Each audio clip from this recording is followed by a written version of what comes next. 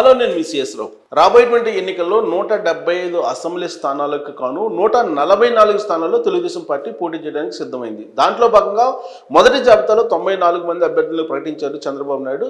రెండో జాబితాలో 34 మందిని ప్రకటించారు. ఇక మిగిలినటువంటి 16 మంది ఎవరు అనే దాని మీద విస్తృతంగా చర్చ జరుగుతుంది. ఆ 16 స్థానాల్లో ఎవరు ఉండేటువంటి అవకాశం ఉంది అనే దాని మీద మనం విశ్లేషణ చేసుకునేటువంటి ప్రయత్నం చేద్దాం. అలాగే ఇవాళ ప్రకటించినటువంటి అభ్యర్థుల సంబంధించినటువంటి జాబితాను కూడా మనం చూద్దాం.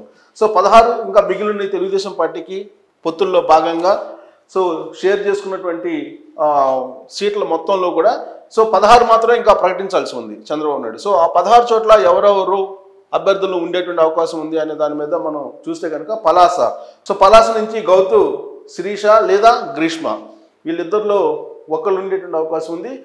ప్రాబబిలిటీస్ కనుక తీసుకుంటే గ్రీష్మకే ఎక్కువ అవకాశం కనిపిస్తుంది పలాస నుంచి. ఎందుకంటే మాజీ స్పీకర్ ప్రతిభా భారతి కుమార్తె గ్రీష్మ. పలాస నుంచి గ్రీష్మకి ఎక్కువ ఉంది. బట్ వీళ్ళిద్దరికీ సమానమైనటువంటి అవకాశాలు ఉన్నప్పటికీ కూడా గ్రీష్మకి కొంత ఎడ్జి ఉంది పలాస నుంచి అభ్యర్థిగా ప్రకటించడానికి రాబోయేటువంటి రోజుల్లో. ఇక పాతపట్నం నుంచి కలమట వెంకటరమణని అనౌన్స్ చేసేటువంటి అవకాశం ఉంది. ఇక హెచ్ఎల్ నుంచి కిమిడి కళా వెంకటరావు మాజీ ఆంధ్రప్రదేశ్ తెలుగుదేశం పార్టీ అధ్యక్షుడైన కళా వెంకటరావుకి ఇచ్చేటువంటి అవకాశాలు కనిపిస్తున్నాయి. చీపురుపల్లి నుంచి గంటా శ్రీనివాసరావు లేదా కిమిడి నాగార్జున. ఇక్కడ ఒకవేళ చీపురుపల్లిలో కిమిడి నాగార్జునకి ఇవ్వాల్సి వస్తే అప్పుడు కళా వెంకటరావుకి ఇస్తారా లేదా అనేది ఒకటి ప్రశ్న. చీపురుపల్లి నుంచి ఖచ్చితంగా గంటా శ్రీనివాసరావుని పోటీ చేయమని చెప్పి చంద్రబాబు నాయుడు చెప్తూ ఉన్నారు.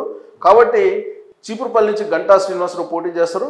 కళా వెంకటరావు మాత్రం హెచ్ఎల్ నుంచి పోటీ చేసే అవకాశం ఉంది. శృంగారపుకోట నుంచి కొల్ల లలిత కుమార్ని అనౌన్స్ చేసేటువంటి అవకాశం ఉంది రాబోయే రోజుల్లో.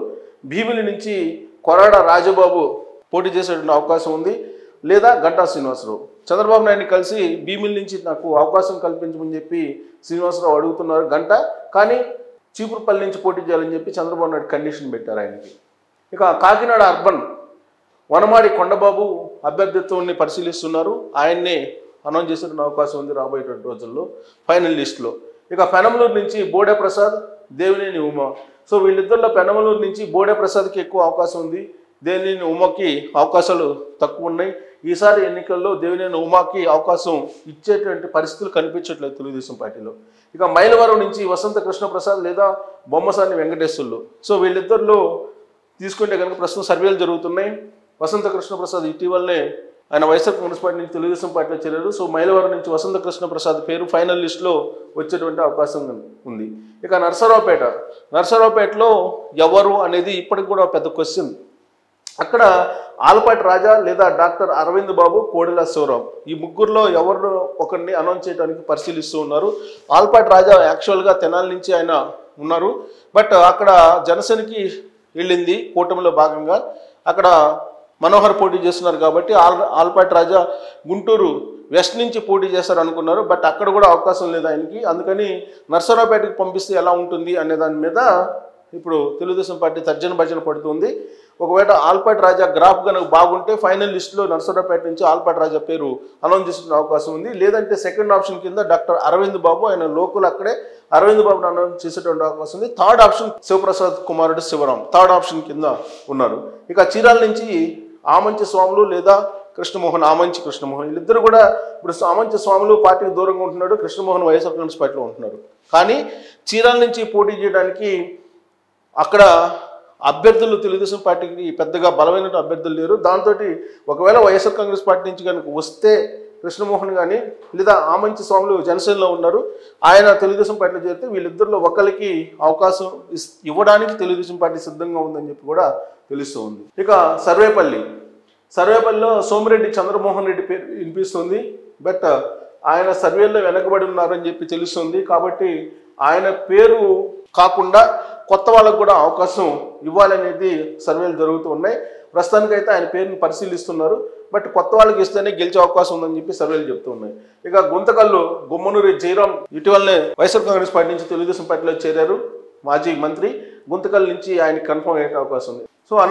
అనంతపురం ప్రభాకర్ చౌదరి, జేసీ పవన్ రెడ్డి.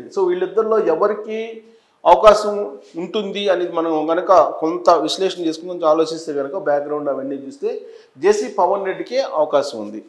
సో ఎందుకనంటే ఇక్కడ ప్రభాకర్ చౌదరి అలాగే జేసీ కుటుంబానికి మధ్యలో కొంత గ్యాప్ ఉంది, అభిప్రాయ భేదాలు ఉన్నాయి.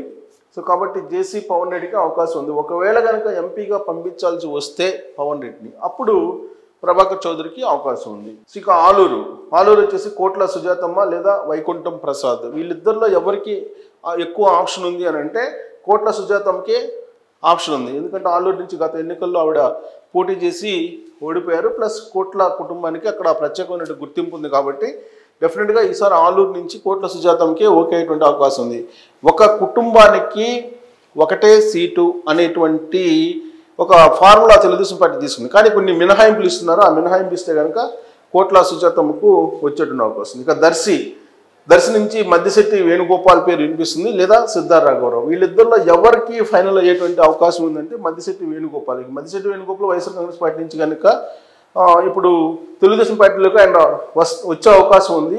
సో ఆయన తెలుగుదేశం పార్టీలోకి వస్తే కనుక మద్దిశెట్టి వేణుగోపాల్ పేరు వినిపిస్తుంది. ఆయన ఏ పార్టీలో ఉన్నారు, ఇప్పుడు జనసేనకు వెళ్ళాలని ప్రయత్నం చేస్తున్నారు. సో తెలుగుదేశం పార్టీకి ఇప్పుడు వస్తే ఆయనకి ఇచ్చేటువంటి అవకాశం ఉంది. సిద్ధార్థ రాఘవరావుకి ఇవ్వాలని చెప్పి తెలుగుదేశం పార్టీ అధిష్టానం ఒక వర్గం అనుకుంటుంటే, మరొక వర్గం మాత్రం సిద్ధార్థ రాఘవరావుని వద్దు అని చెప్పి అనుకుంటూ ఉంది. ఎందుకంటే కీలకమైనటువంటి సమయంలో సిద్ధార్థ రాఘవరావు పార్టీని వీడి వెళ్ళిపోయారు. పార్టీ నుంచి లబ్ధి పొందినటువంటి వైశ్య సామాజిక వర్గానికి సంబంధించిన లీడర్ ఎవరైనా ఉన్నారంటే సిద్ధార్థ రాఘవరావు. రాజకీయంగా ఎదుగుతూ వచ్చి అనేక పదవుల్ని అనుభవించారు, మంత్రిగా కూడా అనుభవించారు. కానీ తీరా పార్టీ కష్టాల్లో ఉన్నప్పుడు ఆయన వెళ్ళిపోయారు. అందుకే ప్రత్యేకించి లోకేష్ ఆయనైతే వద్దంటున్నారు అని చెప్పి తెలుస్తుంది. యువగల సభలో కూడా సిద్ధార్థ రాఘవరావు పేరు చెప్పి ఆయన మళ్ళీ తిరిగి పార్టీలో తీసుకునే అవకాశం లేదని కూడా అనౌన్స్ చేశారు. కాబట్టి మద్దిశెట్టి వేణుగోపాల్కి ఎక్కువ అవకాశాలు ఉన్నాయని చెప్పి అనుకోవచ్చు. సో ఇవి 16 స్థానాల్లో ఇప్పుడు మిగిలిపోయినటువంటి స్థానాల్లో మూడో లిస్టులో ఉండేటువంటి పేర్లుగా మనం చూడొచ్చు. సో ఇక్కడ దానికి ఆప్షన్స్ కూడా చెప్పాను. సో ఈ 16 మందిని అనౌన్స్ చేస్తే కనుక ఇక తెలుగుదేశం పార్టీకి ఉన్న 144 ప్రకటించినట్టు అవుతుంది. రెండో జాబితాలో 34 మందిని ప్రకటించారు గురువారం రోజున. ఆ 34 మంది జాబితాని కనుక మనం చూస్తే, ఇది క్లోజప్లో చూస్తే మీకు అర్థమవుతుంది. సో నరసన్నపేట నియోజకవర్గానికి బొగ్గు రమణమూర్తి, గాజువాక నుంచి పల్లా శ్రీనివాసరావు, చోడవరం నుంచి రాజు, మాడుగుల నుంచి పైలా ప్రసాద్, ప్రతిపాడు పరుపుల సత్యప్రభ, రామచంద్రాపురం వాసంశెట్టి సుభాష్. ఇవి క్లోజప్లో చూస్తే చూసే వాళ్ళకి అర్థమవుతుంది. రాజమండ్రి రూరల్ గోరంట్ల బుచ్చి చౌదరి, అలాగే రంపచోడవరం మిర్యాల శిరీష, కొవ్వూరు నుంచి ముప్పిడి వెంకటేశ్వరరావు, దెందులూరు నుంచి చింతమనేని ప్రభాకర్కి అలాగే బుచ్చి చౌదరికి డౌట్ అన్నారు. బట్ రెండో లిస్టులో వాళ్ళ పేర్లు అనౌన్స్ అయ్యి, యాక్చువల్గా మొదటి లిస్టులోనే వాళ్ళ పేర్లు రావాలి, బట్ రెండో లిస్టులో వచ్చినాయి. గోపాలపురం మద్దిపాటి వెంకటరాజు, పెద్దకూరపాడు భాష్యం ప్రవీణ్, గుంటూరు వెస్ట్ పిడుగురాళ్ల మాధవి, గుంటూరు ఈస్ట్ మహమ్మద్ నజీర్, గురజాల ఎరపతినేని శ్రీనివాసరావు, కందుకూరు ఇంటూరి నాగేశ్వరరావు, మార్కాపురం కందుల నారాయణ రెడ్డి, గిద్దలూరు అశోక్ రెడ్డి, ఆత్మకూరు ఆనం రామనారాయణ రెడ్డి, సో కొవ్వూరు వేమిరెడ్డి ప్రశాంత్ రెడ్డి, వెంకటగిరి కురుకొండ్ల లక్ష్మీప్రియ, కమలాపురం పుత్తా చైతన్యారెడ్డి, ప్రొద్దుటూరు వరదరాజురెడ్డి, నందికొట్కూరు గిత్తా జయసూర్య.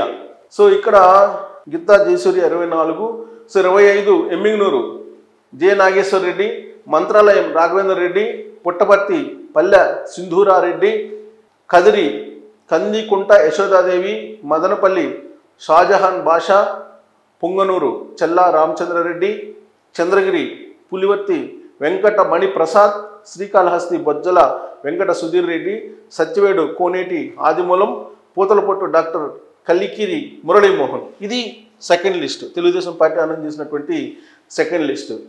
సో అభ్యర్థుల వయసు అవన్నీ కనుక చూస్తే రెండో లిస్టులో మొత్తం 34 మందిని అనౌన్స్ చేసిన తర్వాత వయసు దృష్ట్యా 25, 35 మధ్య 2 ఉన్నారు, 36, 45 మధ్య 8 ఉన్నారు, 46, 60 మధ్య 19 మంది ఉన్నారు, 61, 75 మధ్య 3 ఉన్నారు, 75+ 2 ఉన్నారు, మొత్తం 34 మంది.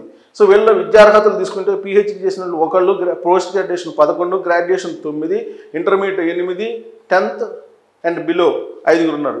సో వీళ్ళలో 34 మందిలో, సో వీళ్ళలో పురుషులు వచ్చేసి 27 మంది ఉన్నారు, మహిళలు 7 ఉన్నారు, మొత్తం 24. ఇది క్లుప్తంగా 22వ జాబితాలో చంద్రబాబు నాయుడు ప్రకటించినటువంటి ఇది. సో 16 మంది ఇంకా మిగిలిన 144 తెలుగుదేశం పార్టీ. అలాగే జనసేన 21, 10 బీజేపీకి ఇచ్చారు. సో చంద్రబాబు నాయుడు తెలుగుదేశం పార్టీకి వచ్చినటువంటి 144లో ఇప్పటికి 2 జాబితాలు 94 ప్లస్ 34 అనౌన్స్ చేశారు. పోతే ఇంకా 16 ఉన్నాయి. ఆ 16 సంబంధించి ఆల్రెడీ నేను జాబితాను కూడా మీ ముందు ఉంచేటువంటి ప్రయత్నం చేశాను. దీని మీద మీ అభిప్రాయాన్ని కూడా తెలియజేయచ్చు.